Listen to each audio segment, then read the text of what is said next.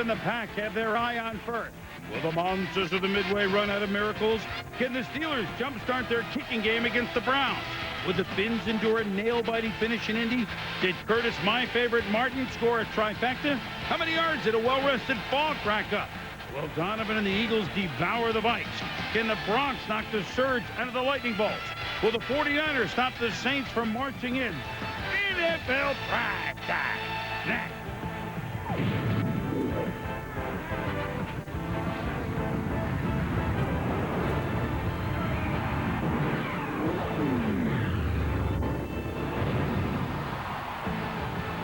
NFL Primetime is presented by Miller Lite. Primetime is Miller time. And now, here's your host, Chris Berman. Hello once again, everybody. Welcome to Week 9 of NFL Primetime. Chris Berman, along with longtime, dare I say it, sidekick Tom Jackson. And Tommy, finally, you know, we talk about teams kind of stepping up and establishing themselves within their division. Well, almost every game on this day was divisional game. Well, and that's why they become so important now. We're getting to the halfway point, and certainly every game now in your division against one of those opponents almost counts double. Well, and two teams that know each other very well because they both made the playoffs a year ago, and then they played each other right away.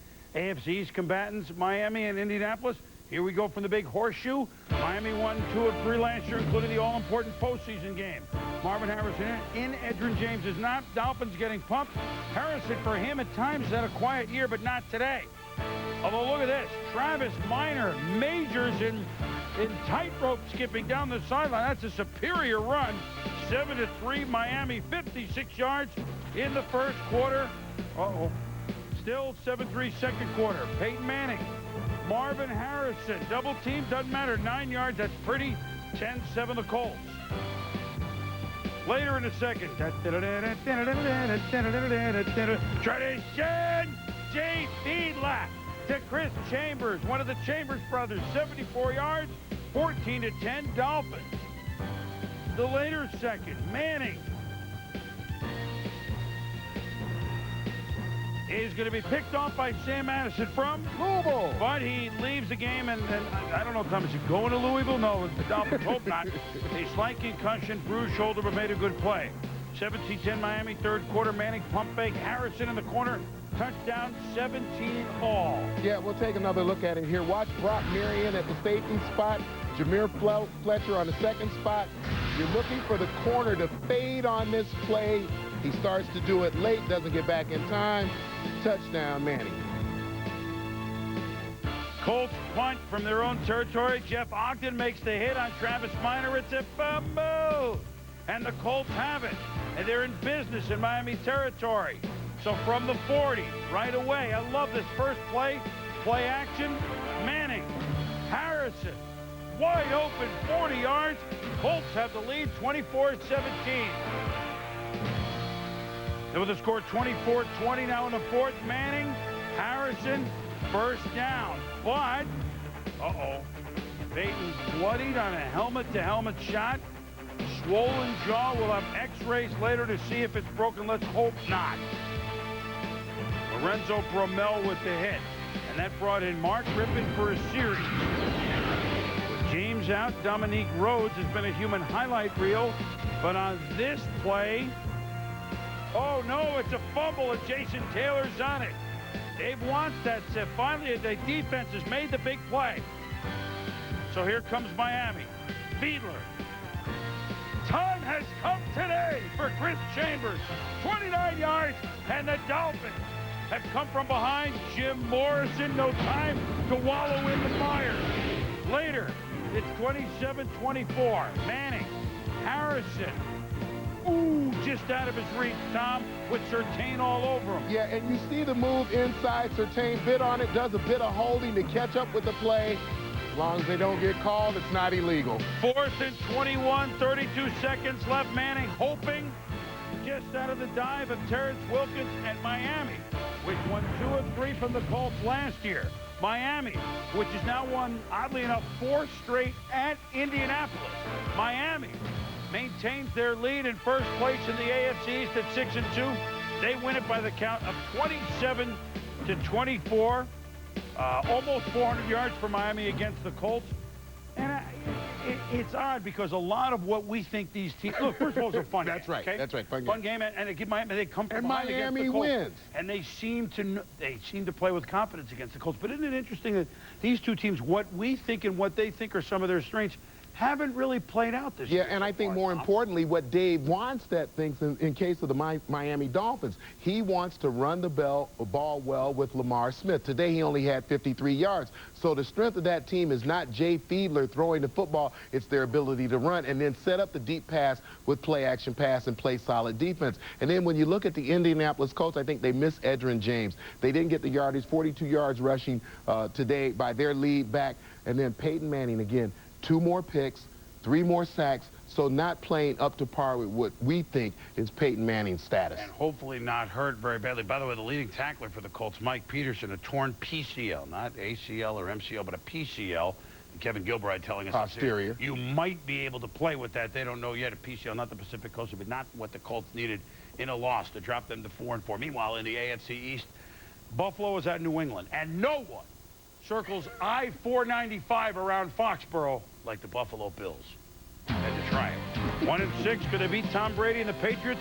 Patriots try to go over 500.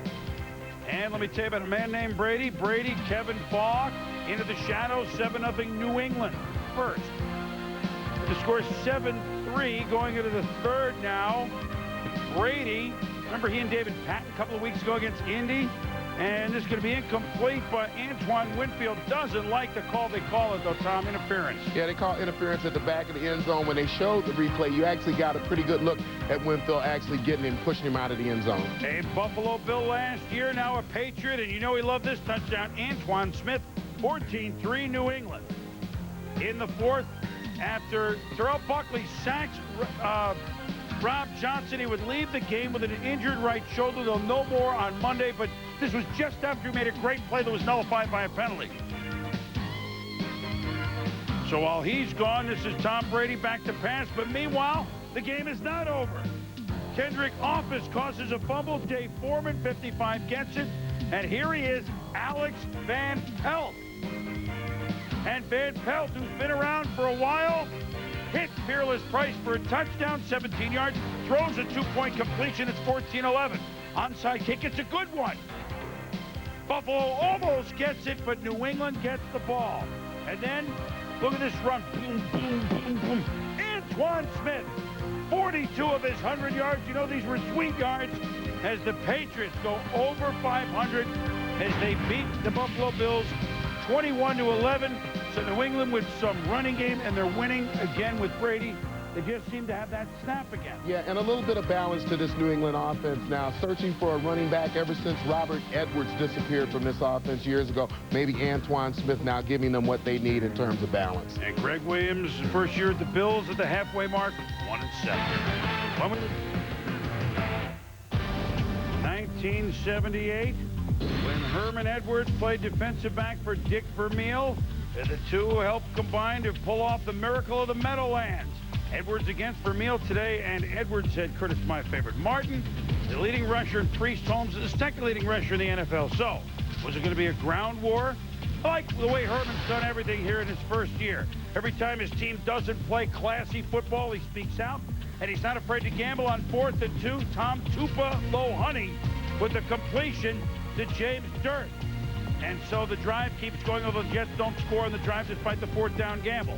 Trent Green picked off by Victor Green. It was Gang Green against Trent Green today, who was picked off 3 times, and he's had a few games this year, Tom, when he's looked, frankly, somewhat lost. Well, he certainly struggled for this football team at the quarterback position. 4th and 1 at the 25. Herman decides to go for it, and why not when you have Curtis, my favorite, Mark? 25 yards, 14-0. And watch the move that he puts on Greg Wesley right there. Wesley thought he was going to go out of bounds. Martin cuts back inside, high steps into the end zone. So the score is 17-0 Jets now in the third. Here is Martin off right tackle, then to the middle, then back outside, 15 yards. And he caps it off from the 5, just in there. 4 carries, 43 yards on that drive. All double-digit carries except the TD. And the Jets go on to win impressively 27-7. Hey, don't look now, Tom. The New York Football Jets are 6-3. And isn't it just like clockwork? You look at the numbers there, the 20 carries for over 100 yards. That is Curtis Martin every single weekend. And he passed the great Jim Taylor for 16th on the all-time rushing list. Great job. Certainly an impressive name to pass. Martin moves up the list. Cowboys, Falcons. And now here's some guys who you know. Mike Vick, first NFL start. Ryan Leaf, well, I haven't started for a while. How do you get that? Oh, yeah, there it is. Ryan Leaf, first start for a while, first for Dallas. Meanwhile, some people call him Maurice. Others call him the gangster of love. Maurice Smith, 44 yards down to the 30. He had 148 yards rushing for Atlanta.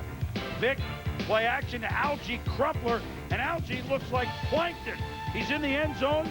It's 7-3. Now, that's a heck of a play around the pylon. Then Leaf, play action to Jackie Harris. You hear from him once every 5 years. It's a touchdown.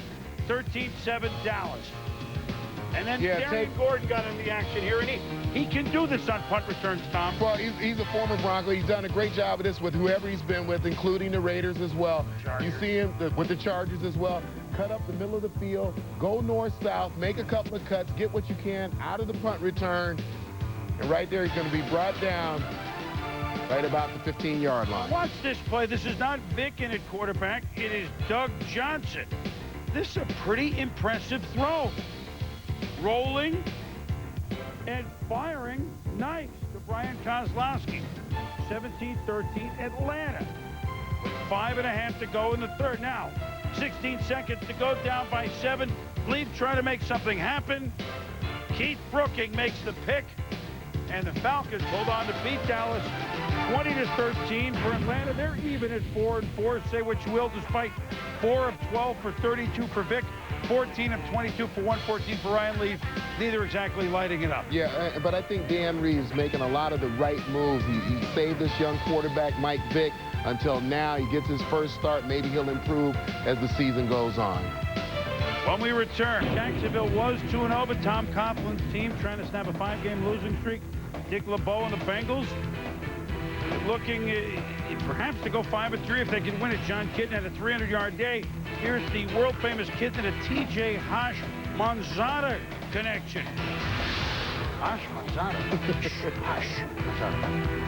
Peter Warwick here, and both those tricky Bengals. Well, watch the young receiver. He's going to push T.J. Slaughter inside, then go outside, block Fernando Bryant. That's a great job by a wide receiver helping Corey Dillon to get into the end zone. Bengals lead 13-7 at the half. In the third, Mark Brunell and Jimmy Smith. They're just so good at this.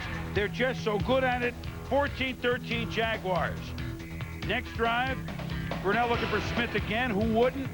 Artrell Hawkins called for pass interference, and then to add to it, Takeo Spikes unsportsmanlike conduct. So he added up the penalties. It's 52 yards on one play of penalty. So then it's Stacy Mack. Touchdown, 21-13 Jaguars. Brunell, later third, rolling. That's just a pretty pass to a wide-open Keenan McCardell, who fires it in the wall. And the Jags lead 28-13. John, get out of there. Get out of there. Not out of there. Go forward. It doesn't matter. Just at this point, the game is over. Safety. Jacksonville. Well, that feeling hasn't been around since almost summer, right? Since 2 weeks in September. But they look good there. 30-13 for the Jags, holding Dillon to 58 yards. That's the key. You come out, you hold Dillon to 58, you put the onus on John Kitna to have to win the football game. This team has a problem throwing the ball.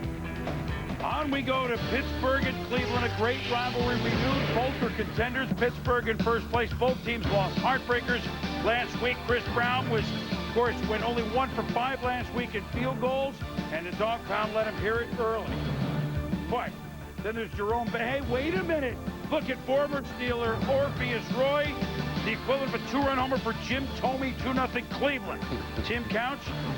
Tom, I just feel O.J. did it. He did. O.J. Santiago, touchdown. 9-0 on the touchdown pass from Tim Couch. I just feel that way. Yeah, and early on in this game, Cordell Stewart not getting a whole lot of help from his wide receivers here, going to Plexico Burris in the end zone. Plexiglass. Just a drop right at the front part of the end zone. And again, second quarter, 9-6 Browns. Stewart's going to scramble, going to throw the ball deep. Look, he's making something happen out of nothing. Right there, a ball that's tipped, but Troy Edwards still had the opportunity to make the catch for him. Cleveland leads 12-9 in the third, own 36. Pittsburgh, Cordell Stewart. This is set up beautifully. Look at even the block already in the backfield. Famous Amos Saraway to the midfield stripe, and he cuts back to the middle, to the 40, to the 30. He could go all the whoa. He doesn't quite go all the way. He's tackled out at the 2-yard line. What a big play, though, for Pittsburgh. Next play, Cordell Stewart looking. Trying to make something happen. Nothing there. Nothing here. He sees the end zone. But Tyrone Rogers knocks it out of bounds. Now, wait a minute. Red flag challenge for Butch Davis because, let's see, Tommy. Yeah, watch Tyrone Edwards hustle over to make this play. And watch the pylon. You could see the ball pass behind it. Made it a pretty easy call for the official. And a big break for Cleveland. Pittsburgh was on the one, but instead it's a touchback, and now it's Cleveland's ball. Meanwhile, Pittsburgh, when they get it back, Chris Brown, 37-yard field goal, good. He had 4 field goals. He went out to practiced 35-yard field goals. The distance that he had missed the week before was 16 for 16 in Wednesday's practice. Jason Gildon, one of 7 sacks for the team, 3.5 for him, 34 for the Steelers on the season. Under 2 minutes to go, 3rd and 8, Pittsburgh. Cordell stopped short of the first down. Bill Cowher says, well, Chris Brown, you're hot. 12-12 game. Let's go. 45-yard attempt. He missed right. Last week, he misses left here. They made 4 or 5, but this one, and look at Cowher supporting his kicker. It goes so far. In overtime, toss Pittsburgh. Jerome Bennett, 12-12 game. The bus, rumbling for 27. And with Brown instilled with the coach's confidence, he's out for a 32-yarder to win it. Right down the pipe. Good. It's good. All 15 points on field goals by Chris Brown. Redemption? I guess so. Pittsburgh hands Cleveland. 2nd straight heartbreaking overtime loss. Brown the hero with 5 field goals. Talked about the kick. I told Jerome, you know, right before overtime, I said, you guys just get the ball down there and give me another chance. And he told me, he said, we're going to give you another chance. Would you like to get to the point where you're not having press conferences after games? I'd like it if I never talked to one of you guys ever again, personally. Well, I mean, you understand it. I mean, if he wasn't in the spotlight, that means Yes, the team would be scoring 10. yes. Look, the Pittsburgh, is there any team, I know the Raiders have done this, and we know exactly who the Rams are, but if anyone else is there, do we know exactly who they are? It would be the Pittsburgh Steelers. And I think that's exactly what makes them as consistent as they are. They come out every single weekend with the idea of running the football no matter who they're playing. This is the 4th time this year that they have been over 200 yards. You had Jerome Bettis moving into 12th all-time on the rushing list ahead of Ricky Waters, now chasing after O.J. Simpson. So, you know, this team absolutely knows who they are, and they've been successful as anybody doing what they do, which is running the ball. 163 for Bettis. And let me, again, 2nd straight week, including the loss to Baltimore. I mean, they double the figures or more of the opponent, 428 to 187. Yeah. Only problem, if they got a touchdown here or there, they would be mauling teams. You know, mauling. with the exception of Jacksonville, it's the whole division. Yeah, it is. It is. It's going to be a nail-biter every week. All the more important to have your field goal kicker on the same page with the ball club, and Chris Brown was on this day. When we return, Tampa going up to winless Detroit with the Lions show some teeth, and Amon Green and the oldest Gladiators on Sunday Night Football in Seattle, bottom of the hour.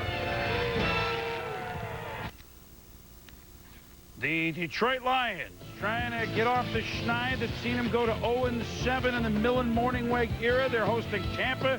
Warren Sapp zeroing in on Charlie Batch. Brad Johnson. This is a true screen. It's about a 2-foot pass to Warwick Dunn. Swimming for 12 yards. 10-0.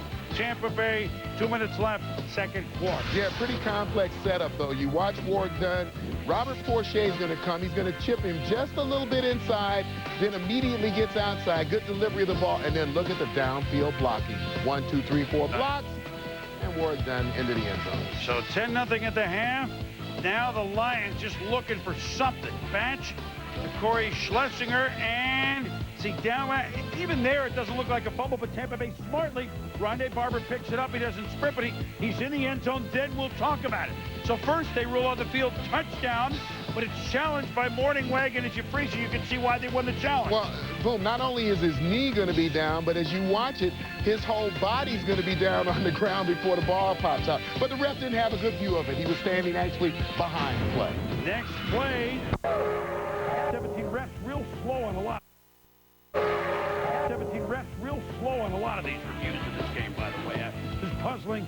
Tampa wins it. They're 4-4, hosting the Bears next week in some sort of position. And the thing I love is you keep watching Ward Gunn and watching him work for his quarterback, the chip of Forshea and then the touchdown. That last pass that we showed that he caught, he was flat on his belly. He got up and gave Johnson somewhere to throw the football. 60 receiving, 51 running. He doesn't mind being a workout.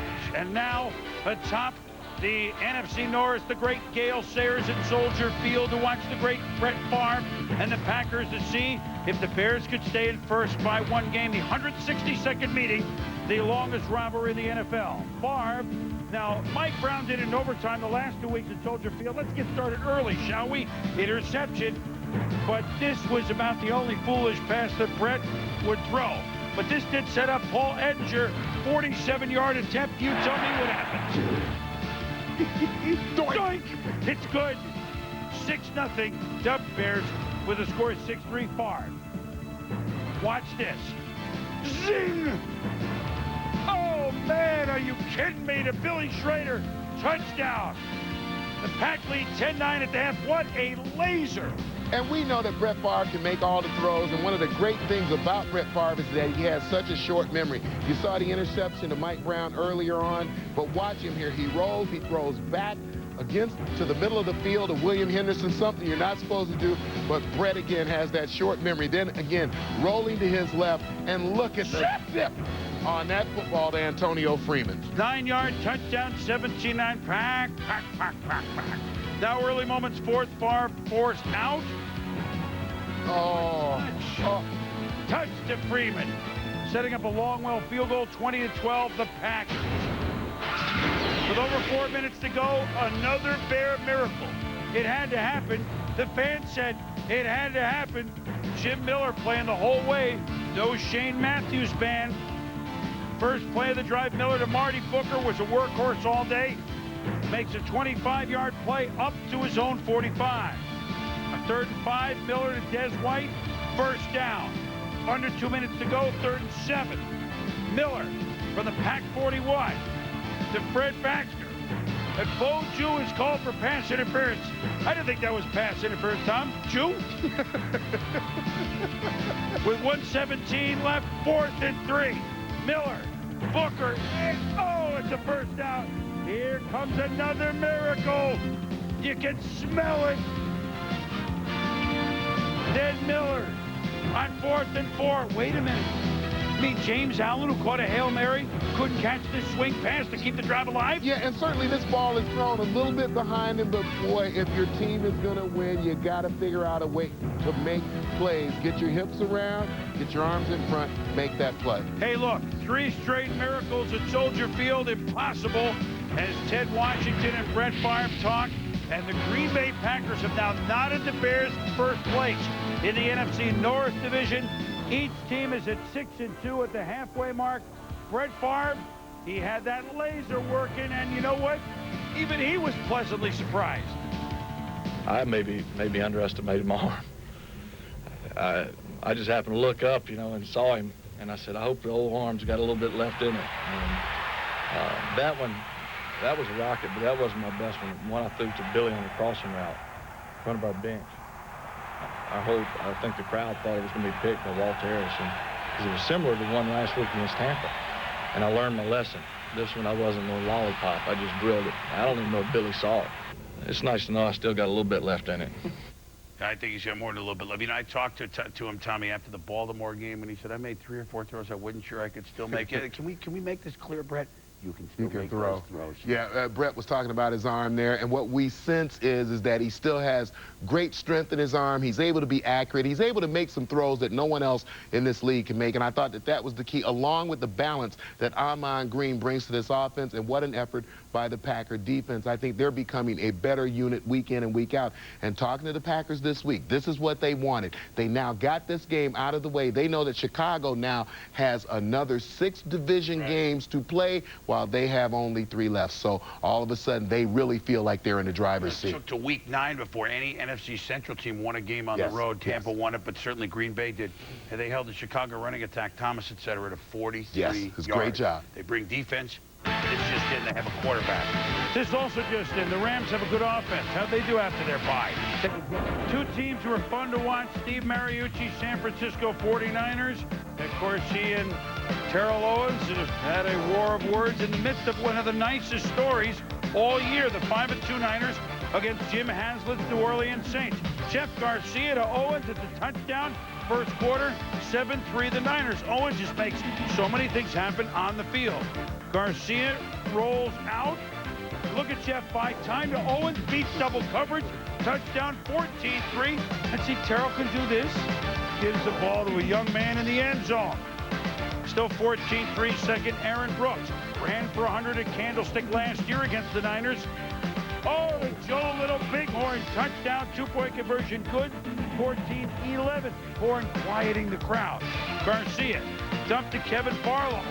Barlow with a head of steam and some moves. Oh my goodness. Still rolling. 61 yards. 21-11. The Niners. In the third with the score 21-17, the Saints. Aaron Brooks swing to Ricky Williams. You know he has power, steam, and moves. Man, there's some fun plays in this game. 34 yards. Brooks inside the 10 to Horn. Pretty good coverage, but a good zip. 24-21 Saints. Next possession on 3rd and 12. Garcia to J.J. Stokes. Oh, drilled by Jay Bellamy. But helmet to helmet, Tom. Well, it is helmet to helmet. You can see him launch himself, Jay Bellamy, into Stokes right there, and he'll be getting a letter from the league office. Yes, he will. Ricky Williams with the score 24-21 still. It's a fumble, and the Niners, Ahmed Plummer comes up with it on the ensuing series. Garcia to Eric Johnson from Yale. Touchdown. The Ivy Leaguer puts the Niners ahead 28-24. 3rd and 12, St. Brooks to Tommy's cousin, Willis Jackson. Makes a move, rolling inside the 30, inside the 20, and down to the 10-yard line. 2 false starts, though. Now it's 3rd and goal from the 18. Brooks, buying time. Ricky Williams dropped it. Ricky lost that number. They settle for a field goal here, Tommy. Yeah, well, you see the drop right there, and you talk to Jim Haslett. He talks about being efficient in that red zone. You see an example of it right there. They have to settle for a field goal in a critical situation. 28-27 on 3rd and 13. Garcia to Owens, a huge first down. Later in the drive, Garrison Hurst. 2 years he fought to come back from a horrific injury. He and Bryant Young just battling back where many others would have called it a career. 2 of the giants on this team, as Hurst ran for 145. The 49ers are 6-2 as they win a scintillating game, 28-27. And another team with outstanding balance. You talk about Garrison Hurst, you see Garcia, Terrell Owens, Stokes.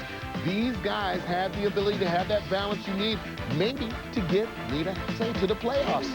And meanwhile, Niners are the worst defense last year. They're in the middle or maybe a little bit better now.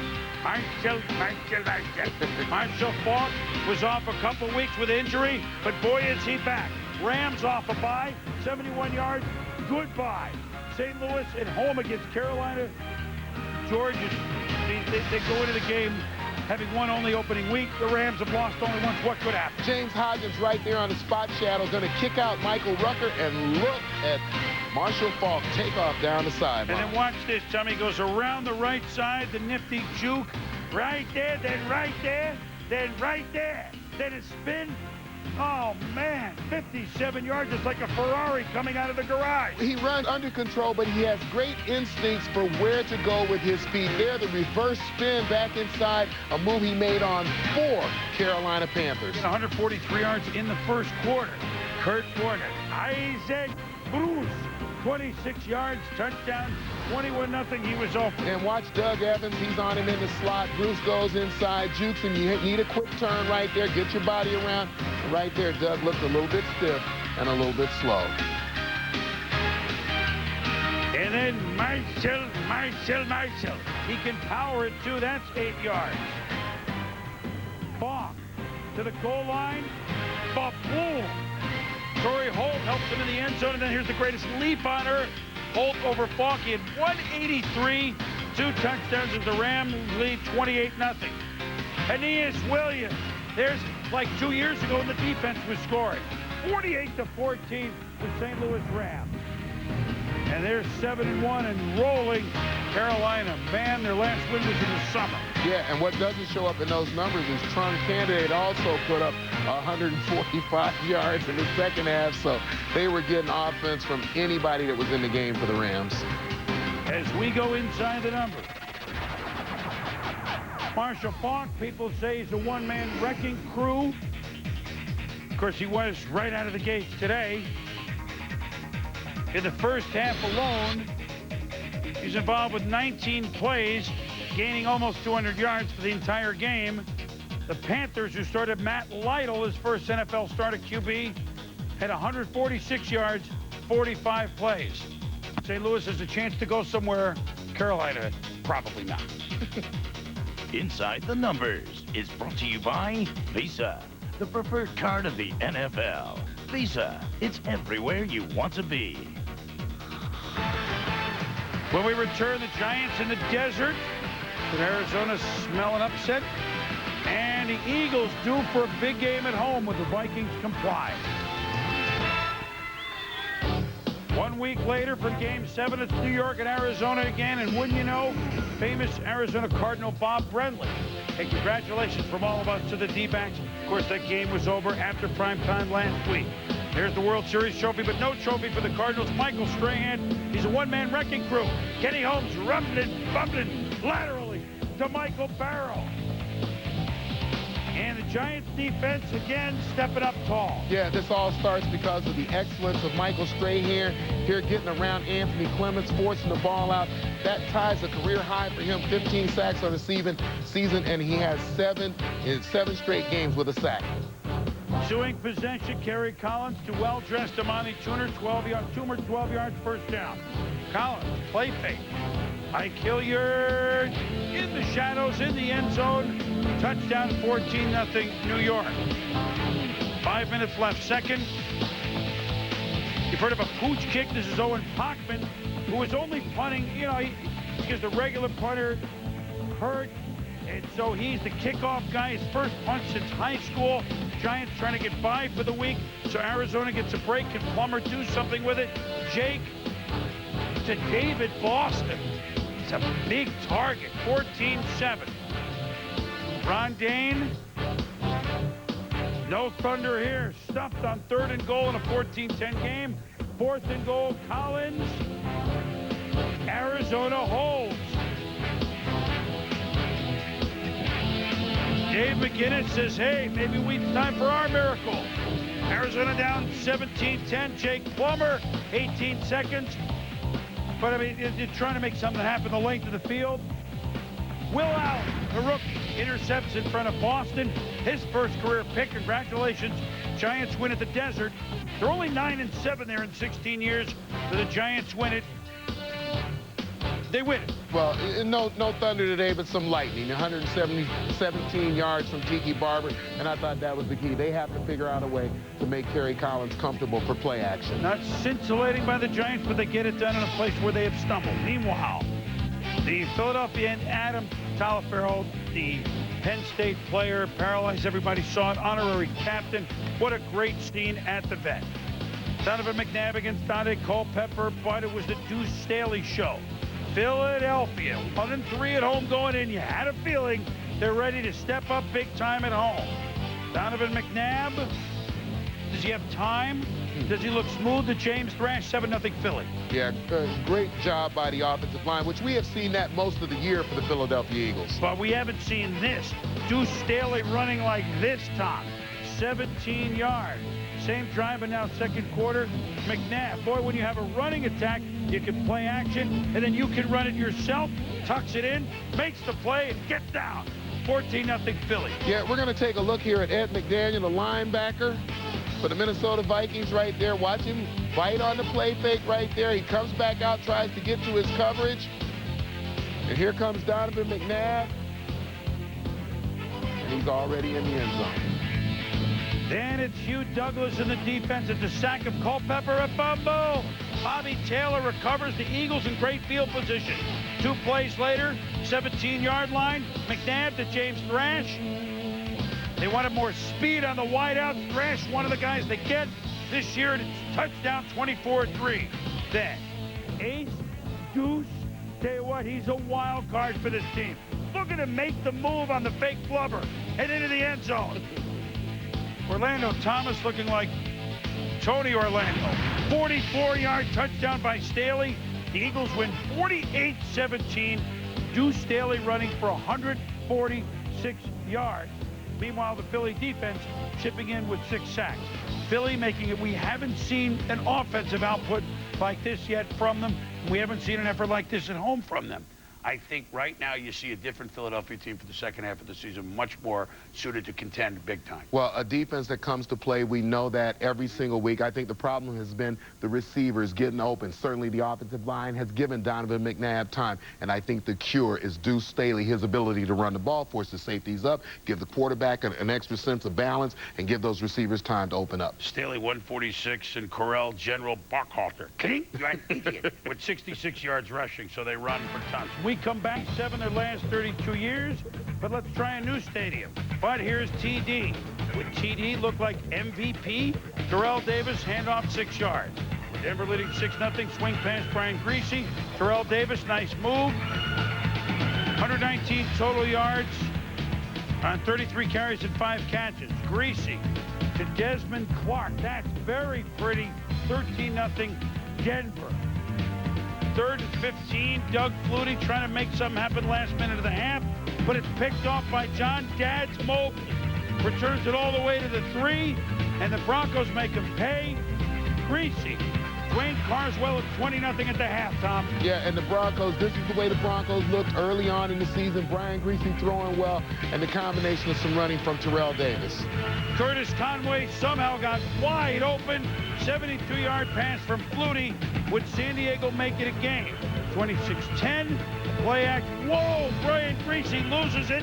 Rayleigh Johnson rumbling, bumbling, stumbling. It is a game. 11 minutes left. Chargers down 26-16. They go for 2, don't get it. Flutie, though, picked off by George Coghill. Then the Chargers get the ball back.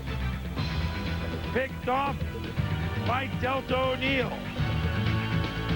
Flutie, the Chargers get the ball back. Picked off by Jimmy Spencer. They did this to Tom Brady late in the 4th quarter a couple weeks ago at home. They did it to Flutie, who was picked off 4 times and really struggled, Tom. Yeah. Big win, Denver. But you look at the Greasy numbers, the 21 of 31 and no INTs for over 200 yards, a guy who had the kind of game, efficient, that he needs to have for this team to be successful. Primetime Players is brought to you by 1010-220. Dial it, and all calls up to 20 minutes are only 99 cents.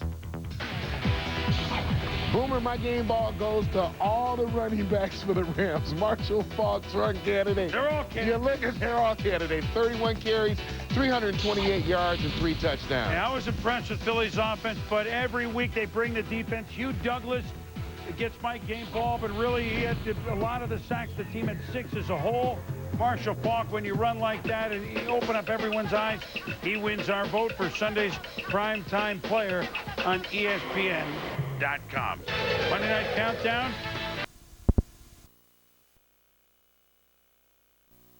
Step backwards. No, we don't want that. What do you like to say? Curiouser? And curiouser. Curiouser. Well, no more curious. the inside. Wow. He's Mike Brown and Gramatica are going after it there. That's a mismatch. Going at it. Back to Shannon, to Ozzie. I want to say to Ozzie. I love Ozzie. To Shannon Sharp. Congratulations, Shannon and Oz. A new tight end receiving mark held by the personable and outspoken Shannon Sharp. 4th and goal from the 1. And speaking of curious, sir. All right, so no one's open, but it's 4th and goal, Tom. 4th down, do what you have to do. Try to run it in. Try to do something. Get the pressure to come to you on the goal line. Try to make a play.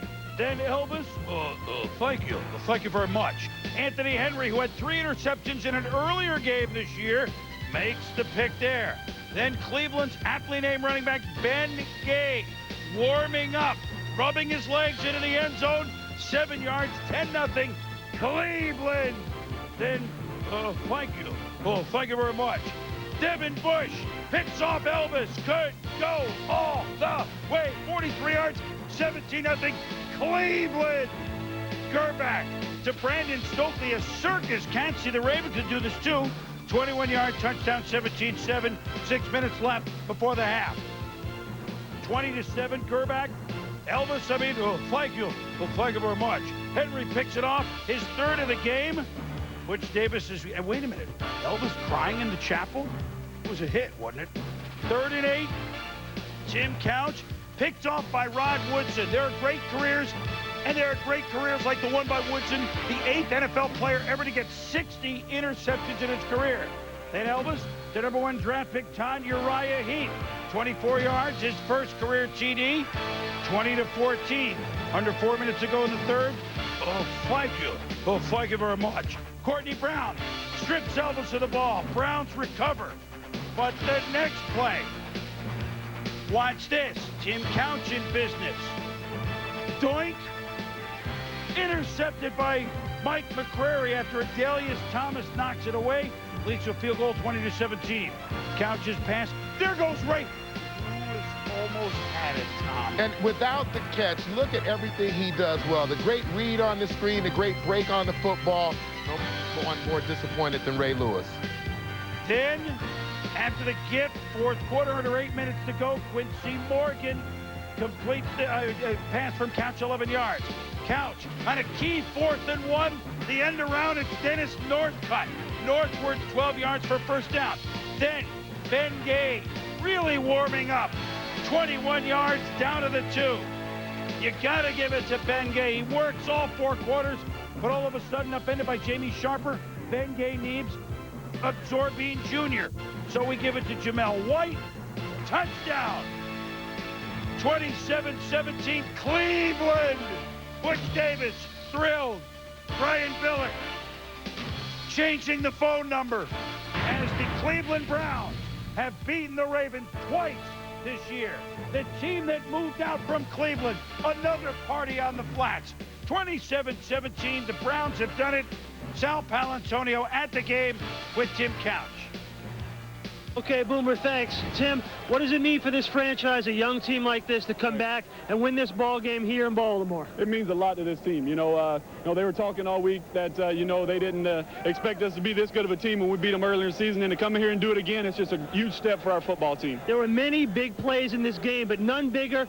4th and 1, the reverse. Right. How did you pull that off? Well, we just seen something in film all week that we could take advantage of that in short yardage situations. Dennis Northcutt did a great job of getting around the end. The guys got their blocks, and it worked out for us. Congratulations. Thanks, Sal. Appreciate it. Back to you, Chris. All right, Sal, Tim Couch, thank you very much. Very efficient, although, 3 turnovers, Couch. We'll get to Baltimore. I think I figured out this AFC blackjack division, which we'll also explain later, okay? Over the last 6 years, Pittsburgh, then they couldn't beat Jacksonville, but then they couldn't beat Tennessee, but then they couldn't beat Baltimore. Now Baltimore can't beat Cleveland. Why? Well, I think certainly when you talk about the Cleveland Browns, let's talk about a great young team and the maturation process that their quarterback, Tim Couch, has gone through, along with the coaching staff. Butch Davis doing a great job of bringing these young kids along. Quincy Morgan, Kevin Johnson, a defense that was already good, that as soon as they got back Courtney Brown, they became better. They became a big play defense. And I think the big thing you take away chemistry-wise for this game for the Cleveland Browns is we didn't play our best football on the road against the defending world champions, and we managed managed to come away with a win. After suffering 2 heartbreaking overtime losses. That's right. Now, as for Baltimore, Trent Dilfer, 11 straight wins to end the season. Brian Billick, the Ravens, adamant that Elvis Grbac was an upgrade at the quarterback position. He still may be, but adamant may be an interesting word when you listen to Shannon Sharpe afterwards. There's a reason why Brian went out in the free agent market and paid Elvis, because obviously he feels the guy that can pull the trigger and can make it happen for us. And, you know, 10 games into the season, it hasn't happened the way we would like it to. But, you know, 6-4, I think that's what we are. We get a chance to get on the road next week and get this taste out of our mouth. But I'm very disappointed. I can't really say what I really truly feel. Well, what a surprise, a Sharp, outspoken, and very disappointed, although in that division, all these games, I mean, are won and lost by the turnovers. Baltimore's been doing this too much, Tom. 5 turnovers today. Very quickly on Elvis, I think you can't help but make the comparison between he and Trent Dilfer, who took him to the Super Bowl and won the Super Bowl. Too many turnovers, especially in the red zone. The key to this team's success is protect the football and allow other elements of your football team to win. Yes, they lack a consistent running game every week, but you can't afford to get in a position to score and have Elvis do with the football what he's doing with it now. Well, in this AFC blackjack division, you get 10, 13, hit me, 16, hit me, but it's 17, stick. That's what I mean by this. Right. Stick. And so now we see 2 other teams in the AFC Central, the Titans and the Bengals. The Bengals, remember, began the year at 2-0, and they were rolling. But what does Jeff Fisher's team need to do after the last play fiasco at home on Monday night? Well, the first play, it's a fiasco. But from the Bengals' point of view, Derek Mason, 1 yard deep in the end zone. Neil Racker's not going to get him. No one's going to get him. So one play, they have a 7-0 lead. Tennessee on the road at Cincinnati. Third quarter, 10-7 Tennessee. Steve McNair. Kevin Dyson with a nice catch. Mark Roman playing Greco-Roman defense. Doesn't work. 17-7 Tennessee.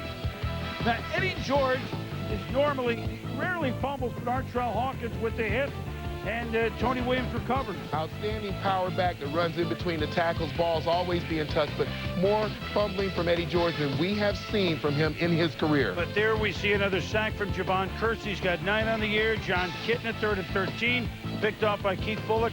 Bengals had us fooled for a while. They're still better than they usually are, but now they're starting to fall toward the bottom of that division. Cincinnati slipping below 500, falling to 4-5. It's Tennessee with the same mark with a game against first place Pittsburgh. Coming up next, we'll see 20-7 Titans. Yeah, and I think as far as the Titans concerned, a football team that has a lot of pride, the Bengals are still learning how to win. When we return on NFL Primetime, Seattle on the road in Buffalo. Did they win it? Go over 500. Jeff Garcia, what does he have in his bag of tricks this time for the Niners? It's everywhere NFL fans want to be. The Bills at home on a momentous day because the first of the great teams of the 90s, Jim Kelly, had his number retired. Their son, Hunter, wife, Jill, his 2 daughters. Jim and his dad are the big jersey number 12, retiring his number, putting him on the wall of fame. I love you all. This is the greatest thing that could ever happen in my life, but it took everybody pulling together in this city. This is one big family. Thank you very much. I love you all. Hey, from all of us here at Congratulations to Jimbo. Way to go, Jimbo. As the crowd, big crowd, much better than expected, on to see one of their favorite sons. Now, ball game, 10-10, third quarter. Matt Hasselbeck finds Sean Alexander. Touchdown Seahawks. They're up 17-10. He was ruled out at the 1, but he scored in the next play. Alex Van Pelt playing now because Rob Johnson's hurt. Surprise. Bobbled. And Antonio Cochran recovers a fumble, setting up a field goal. The Bills are down 23-13. Under 2 minutes to go. Van Pelt has him at the 22, though. And a screen to Larry Self-Setters, breaking the all-time running back receiving yards record held by ex-Buffalo Bill Ronnie Harmon of 6,093 yards. Congratulations to Centers. Oh, by the way, you're down 10. So Van Pelt to Jay Reamersma. Hey. 3-point game, 23-20. Everyone in the building knows it's an onside kick. But the guy to recover it was in the broadcast booth, Steve Tisker at Tasker. Instead, it's Sean Springs. He recovers. Seahawks win by the count of 23-20. The Bills, who used to never lose at home, have now lost 7 straight at home despite over 300 yards passing for Van Pelt. Alexander almost 100. Yeah, Mike Holmgren bringing this young football team along. Hasselbeck at the quarterback position. And I can't tell you how important I feel Sean Alexander is. Those 25 carries for 93 yards. The San Francisco 49ers, Bills and Niners in the same section, Tom. I got to like it. George Seifert, well, he's 4-1 against his old team, even though Carolina's 1-8 going in against the 6-2 Niners. And we've seen this all year. Jeff Garcia, Terrell Owens, 45 yards. Third quarter, the Niners are down 6, but in business. Same drive, first and goal from the 9. Garcia rolling, buying time, finds J.J. Stokes, 9-yard touchdown, 14-13, San Francisco. Same score, fourth quarter. Boy, Doug Evans has made a pick in 8 of his last 9 games. He's got 8 for the year. Unbelievable. Carolina driving. Chris Winkie, hurt last week. Back this week, Winkie Dinky does it. To Wesley Walls, 24 yards, 2-point conversion good. 19-14 Carolina. Wesley Walls going to be working on Jason Webster here. Watch the move outside. Gives him the head fake right there. Shakes him outside. Comes back in. Webster made the nice spin move to try to get back to the play a little bit late. Walls for the touchdown. Minute left in the game. Niners down 19-14. Garcia to tie streets. Keeps the drive alive. 12 seconds to go. Now 22-14. Eric Johnson down to the 7 from Yale. And then Garcia with 6 seconds to Terrell Owens. Touchdown. So the Niners down 8 with 1 second to go. Are now down 2. 22-20. Got to go for 2, obviously. Garcia stutters. Derek Johnson from Yale. 22 all. The Niners. 8 points on just about the last play of the game. They win the toss. Overtime. 4th overtime game for the Niners this year. Garcia. Owens. 8 yards. First down. Next play. Garcia. Owens. 15 yards across midfield. Terrell, 7 catches, 99 yards. 3 plays later, Garrison Hurst. He ran for close to 100. Looking like the Garrison Hurst of old. Why go out of bounds with the and that's the point. He didn't look to find the sideline. He cut back inside, got extra yardage. On second down, Jose Baby Cortez. Good. It's good. The San Francisco 49ers are 7-2. They win at Carolina 25-22. Fourth quarter comeback this year for Garcia. Ties Montana's team record. 4 overtime games by the Niners. Record 83 Packers 5. Garcia outstanding. Owens outstanding. I think unexpected. J.J. Stokes coming along, giving them some possessions and some productivity from the offside receiver position. When we return, Atlanta thinking upset at Lambeau. Emmitt Smith back to the Cowboys upset the Eagles. Stay with us. Atlanta Falcons going to Green Bay to play Brett Favre and the Packers. Favre 62-9 at Lambeau Field. This one would be easy. Falcons though 2 lead in the second quarter, and Chris Chandler back as a starter hits Bob's sister Christian, who white stakes his way into the end zone, barreling over Sharper and Williams. Wait a minute, 13-3 Atlanta? Is there a mistake? 3.5 to go. 16-3 Falcons. Favre. How many times have we seen them do it? It's the last few minutes of the first half. Forget last 2 minutes of game. Last 2 minutes of the first half. 56 yards, Corey Bradford. Favre. And talk about street ball to Billy Schrader. Touchdown 16-10. Yeah, and just watch the expertise of Brett Favre. He's going to scramble. He knows he's going to get hit here. Puts great touch on the football. Puts it right where Schrader needs to have it. And look at the defensive lineman. Look at him right there. He's like, what is that happening? Now here's a big series of events. 3rd and 12 for the Falcons. Ephraim Salam throws McBride off of Chandler. But number 31, Chris Akins, comes in. And immediately he's going to get flagged 15 yards. They're hitting Salam. Akins called for a personal foul. So in 3rd and 12, they get a gift first down to Mike Sherman. As he should, goes over to Akins and says, what are you doing? It would cost big time. Because 9 minutes to go. Later in the drive at the 12. Chandler to Brian Finnegan, touchdown, 23-13 Atlanta at Lambeau. Now under 7 to go. Favre, what could possibly happen? Brett Favre is behind at Lambeau. Antonio Freeman, touchdown, 39 yards. He now has 274 for his career, passing Joe Montana for 6th on the all-time list. Congratulations, Brett. But there's work to do. Minute and a half to go, down 23-20. Favre, you know what's coming. Favre to Bill Schrader, 18 yards. Ryan Longwell warming up. We need a field goal, then we go to overtime. We'll figure it out then. But at the 45, Bart says, forget the field goal. Let's go for the homer. But it's Ashley Ambrose with the pick. And a bizarre throw by Brett Philly, and Atlanta with a major upset. Green Bay's 9-game Lambeau winning streak gone. 23-20 Atlanta. A throw we don't understand from Brett Favre, but let's give Dan Reeves' team credit. They've gone into New Orleans and won a game. They've gone into Green Bay and won a game and fought a lot of adversity along the way. By the way, Atlanta 5-4. There you are. Eagles to the Cowboys. Andy Reid. Notice when the last three against Dallas. Evan Smith back. Bobby Taylor stripped, and what a play by the defensive back Taylor to cause the fumble. Yeah, Bobby Taylor realizes that he can't make the tackle right here, and just look at him, hands on the ball, use all his body strength to get it out, get the football for your team. So Deuce Staley, 145 last week. Here's a 10-yard run here. Consecutive goal at the 2, Donovan McNabb. You can run, you can play action, and Chad Lewis, the Pro Bowl tight end, 7-0 Philly. With the score 10-0 Philly, a minute to go in the second. Staley. 13-yard run, sets up one of 5. David Greenacre's field goals, 13-0 Philly. Now in the last play of the half, at your own 40, Ryan Lee throws a square out. What are you kidding me? Jeremiah Trotter races. 50 yards, touchdown, the game's over, 20-0. Well, it is a touchdown for Lee, though, in a way. But certainly, you look at the break that Jeremiah Trotter makes on the ball right there, never open, and hard to imagine that even if you make the catch, you're not going to turn the ball up and get extra yardage. Ryan Leaf, then sacked by Derek Burgess. 13 sacks for the Eagles against the Cowboys last 4 games. With 3 minutes to go, you said he threw 2 touchdowns, right? Yes. Well, Emmett, not happy.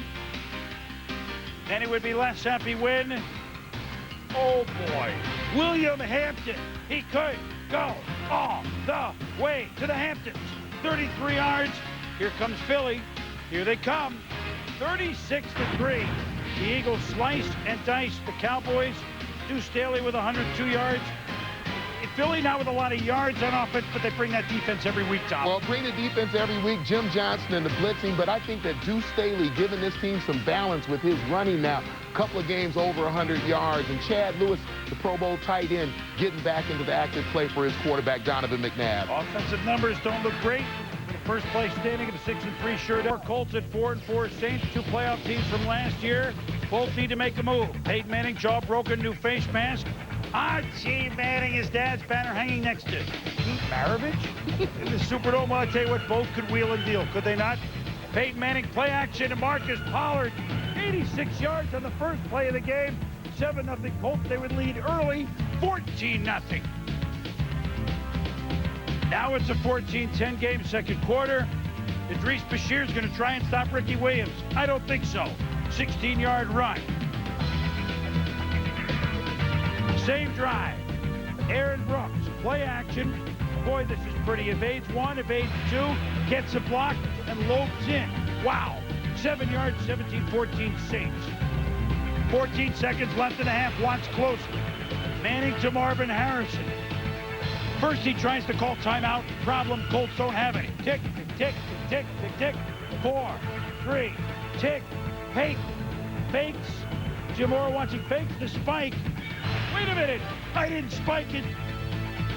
I'm going in for a touchdown. Wait a minute. Hold everything. Joe Jitsu to Dick Tracy. Hold everything. Haslett on the field. What happens here, Tom? Well, you look at the clock. You see it appears that Manning actually gets the snap before the clock is over. Is done. Does a great job of faking the spike. He's claiming that I had some time on the clock. The refs rule an inadvertent whistle, and that's always the safe call for the officials. Because they thought he spiked the ball, so inadvertent whistle, put a second back on the clock. Vanderjagt kicks a field goal. We're tied at 17 at the half. Meanwhile, third quarter. Look at Joe Little Bighorn. With Ricky Williams in motion, he would come back into play. Boy, Horn can make things happen in the open field, and so can Ricky. Yeah, and then when Horn cuts back, as you say, Ricky comes back into play. A great block right there to get Horn. down to almost the 15-yard line. 57-yard pickup, same drive. Aaron Brooks, very athletic. Boy, that's a sing to Eddie Boo Williams. They all cheer in New Orleans.